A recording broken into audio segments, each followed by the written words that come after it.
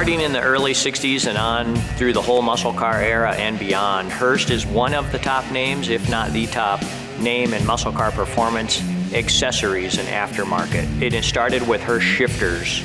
Pretty much every baby boomer kid from the 60s and the 1970s either grew up with or wanted to have a Hurst shifter with that white ball in their car.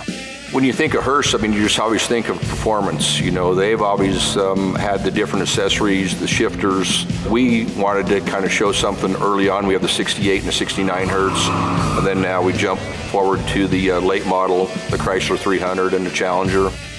The 68 Hurst Olds, which everyone kind of recognizes as an executive's hot rod. It was upscale, the interior appointments were really nicer. It's a car really that should not have happened, and by virtue of the intense power that the car has, often overlooked, but the fact is this car has a 455 cubic inch engine in it.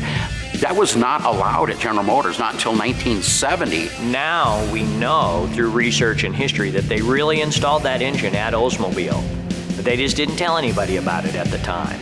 They had the silver and black paint schemes, pretty subtle, an under the bumper ram air system, just like the W30 Oldsmobiles had. And then in '69, they just did a complete flip. The 60s was an era of pushing the envelope visually. So 1969, the plan was, let's take this and let's really go pop art. Let's go as outrageous as we can. That wild hood, the gold stripes, they had really big wheels, 15-inch wheels, and the G60 tires. The way that they set it all up just makes that car an absolute showstopper, even today.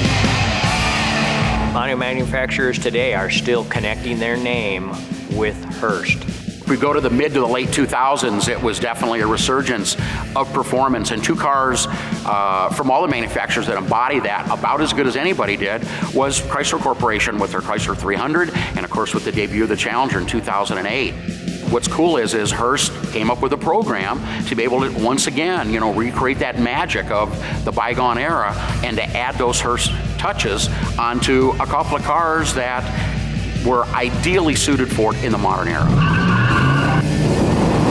It's a great example, and that's the reason we got into it that way, just showing the early ones and then the late models. So it would be great to see them all stay in a collection and maybe even add to a collection. I think that's blending the best of both worlds. Having an old one and having a new one, that's the way to be.